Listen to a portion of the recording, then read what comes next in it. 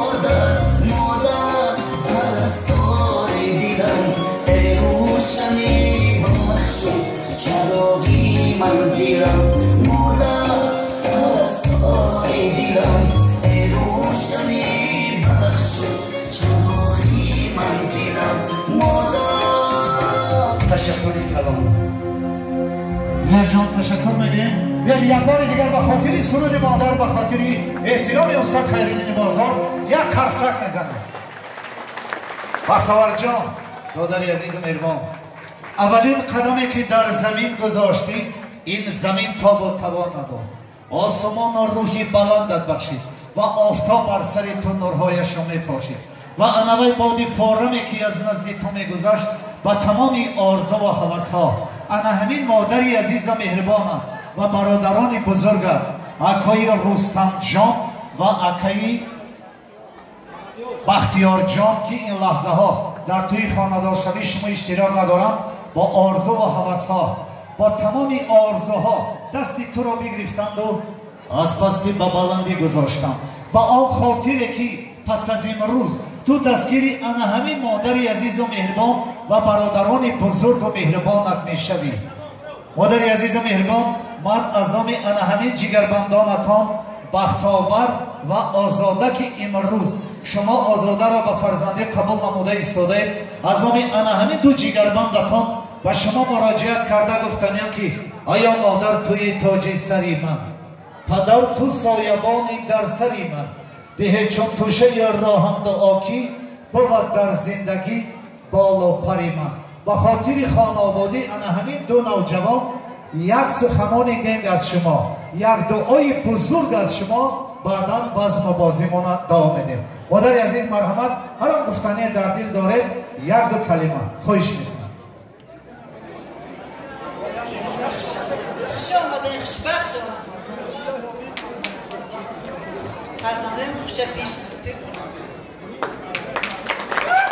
عزیزان میگوید که حق است، راست است که در مهمترین وقتها اساسترین سخنها و یا گویاترین زبانها گم می شود، لیکن هر آن آرزویی که مادری عزیز در دل خود داشتند که جگربند خود را در تخت شاهی ببینند و اینک این لحظه ها در شاهدی همه شما عزیزان دل، امشب همه ما و شما شاهد آرزوهای مادری عزیز مهربان هستیم. رستم جان یمن چه گفتنی دارید برام؟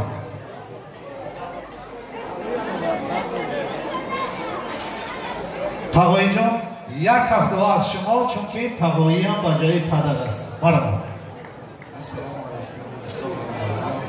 همه شما به این توی جان من خوش آمدید به این دو نوجوان خانه آباد بخت سفید خواهان. وقتی که پدرشون خورد بودند میگفتند که تدایی در توی پسر من خیلی بود. امروز من تنها خیلی بزرگ استاد صنعت حاجی خیلی بزرگ همچون وصیت پدرشون بود در توی فرزندشون بود. روحتان شاد و خانه آخرتان آباد باد یزد محترم.